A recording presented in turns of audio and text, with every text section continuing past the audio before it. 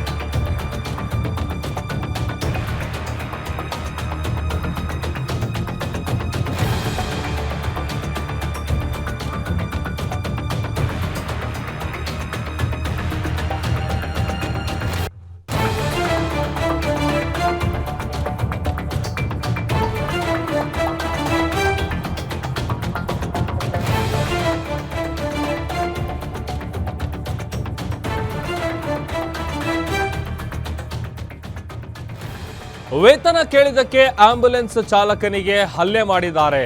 ಸಂಬಳ ಕೊಡ್ತೀನಿ ಅಂತ ಕರೆಸಿ ಚಾಲಕನಿಗೆ ಹಲ್ಲೆ ಮಾಡಿರುವಂತ ಆರೋಪ ಕೇಳಿ ಬರ್ತಾ ಇದೆ. ಹಲ್ಲೆಗೊಳಗಾದ ಆಂಬ್ಯುಲೆನ್ಸ್ ಚಾಲಕ ಕಿರಣ್ ಅಂತ ಗೊತ್ತಾಗಿದೆ. ನಾಗರಾಜ್ ಮತ್ತು ಚಾಲಕ ಮಂಜುನಾಥ್ ಎಂಬಾತನಿಂದ ಹಲ್ಲೆ ನಡೆದಿರೋದು. ಸಂಜೆ ನೈಸ್ ರಸ್ತೆಯಲ್ಲಿ ಇಬ್ಬರು ಸೇರ್ಕೊಂಡು ಹಲ್ಲೆ ಮಾಡಿದ್ದಾರೆ ಅನ್ನುವಂತ ಆರೋಪ ಕೇಳಿ ಬರ್ತಾ ಇದೆ. ಚಾಲಕನಿಗೆ ಥಳಿಸಿದಂತಹ ದೃಶ್ಯ ಮೊಬೈಲ್ನಲ್ಲಿ ಸೆರೆಯಾಗಿದೆ. 2 ತಿಂಗಳ ಸಂಬಳ ಕೊಡದ ಹಿನ್ನೆಲೆ ಕಿರಣ್ ಕೆಲಸ ಬಿಟ್ಟಿದ್ದ. ಆಂಬ್ಯುಲೆನ್ಸ್ ಚಾಲಕ ಕಿರಣ್ ಮತ್ತು ಮಾಲೀಕನ ನಡುವೆ ಇದೇ ವಿಚಾರಕ್ಕೆ ಸಂಬಂಧಪಟ್ಟಂತೆ ಗಲಾಟೆ ಆಗಿದೆ. ನಿನ್ನೆ ಖಾಸಗಿ ಆಸ್ಪತ್ರೆಯ ಆವರಣದಲ್ಲಿ ಈ ಒಂದು ಗಲಾಟೆ ನಡೆದಿರೋದು. ಆತನನ್ನ ಥಳಿಸ್ತಾ ಇರುವಂತಹ ದೃಶ್ಯ ಮೊಬೈಲ್ನಲ್ಲಿ ಸೆರೆಯಾಗಿದೆ.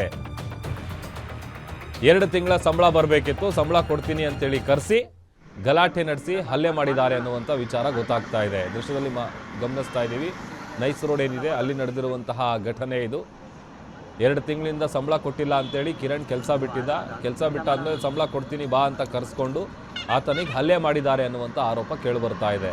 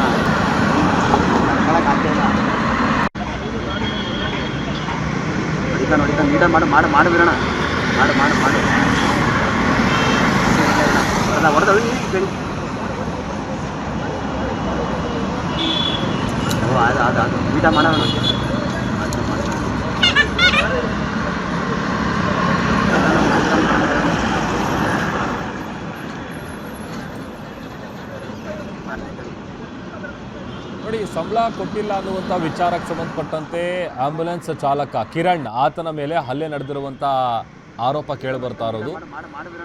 ಆಂಬ್ಯುಲೆನ್ಸ್ ಚಾಲಕ ಕಿರಣ್ ಮತ್ತು ಮಾಲೀಕನ ನಡುವೆ ಇದೇ ವಿಚಾರವಾಗಿ ಗಲಾಟೆ ಆಗಿದೆ. ನಿನ್ನೆ ಖಾಸಗಿ ಆಸ್ಪತ್ರೆಯ ಆವರಣದಲ್ಲಿ ನಡೆದಿರುವಂತಹ ಗಲಾಟೆ ಇದು. ಸಂಜೆ ನೈಸ್ ರಸ್ತೆಯಲ್ಲಿ ಹಲ್ಲೆ ಮಾಡಿದ್ದಾರೆ ಇಬ್ಬರು ಸೇರಿಕೊಂಡು. ಅದಾದಮೇಲೆ ಗಲಾಟೆ ಬೇರೆ ಆಗಿದೆ. ಚಾಲಕನಿಗೆ ಥಳಿಸ್ತಾ ಇರುವಂಥ ದೃಶ್ಯ ಅಲ್ಲಿದ್ದಂಥ ಮೊಬೈಲ್ನಲ್ಲಿ ಸೆರೆಯಾಗಿದೆ. ಹಲ್ಲೆಗೊಳಗಾಗಿರುವಂಥ ವ್ಯಕ್ತಿ ಆಂಬ್ಯುಲೆನ್ಸ್ನ ಡ್ರೈವರ್ ಕಿರಣ್ ಅಂತೇಳಿ ಗೊತ್ತಾಗ್ತಾ ಇದೆ. ನಾಗರಾಜ್ ಮತ್ತು ಆತ ಕೂಡ ಇನ್ನೊಬ್ಬ ಡ್ರೈವರ್ ಮಂಜುನಾಥ್, ಅವರಿಬ್ಬರು ಸೇರಿಕೊಂಡು ಈತನ ಮೇಲೆ ಹಲ್ಲೆ ನಡೆಸಿದ್ದಾರೆ ಎನ್ನುವಂಥ ಆರೋಪ ಕೇಳಿ ಬರ್ತಾ ಇರೋದು. ಅದು ಸಂಬಳ ಕೊಟ್ಟಿಲ್ಲ ಅನ್ನುವಂಥ ವಿಚಾರವಾಗಿ.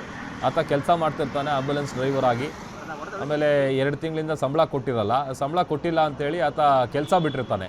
ಕೆಲಸ ಬಿಟ್ಟಾದ ನಂತರದಲ್ಲಿ ಸಂಬಳ ಕೊಡ್ತೀನಿ ಬಾ ಅಂತ ಹೇಳಿ ಕರೆದಾಗ ಆತ ಸಂಬಳ ಕೊಡ್ತಾರೆ ಅಂತೇಳಿ ನಂಬಿ ಅಲ್ಲಿಗೆ ಹೋಗಿರ್ತಾನೆ. ಅಲ್ಲಿ ಹೋದಂಥ ಸಂದರ್ಭದಲ್ಲಿ ಅಲ್ಲಿ ಯಾವುದೋ ವಿಚಾರಕ್ಕೆ ಸಂಬಂಧಪಟ್ಟಂತೆ ಗಲಾಟೆ ಆಗಿದೆ. ಆ ಗಲಾಟೆಯಲ್ಲಿ ಆತನ ಮೇಲೆ ದಬ್ಬಾಳಿಕೆ ಮಾಡಿ ಹಲ್ಲೆ ನಡೆಸಿದ್ದಾರೆ ಎನ್ನುವಂಥ ಆರೋಪ ಕೇಳಿಬರ್ತಾ ಇದೆ.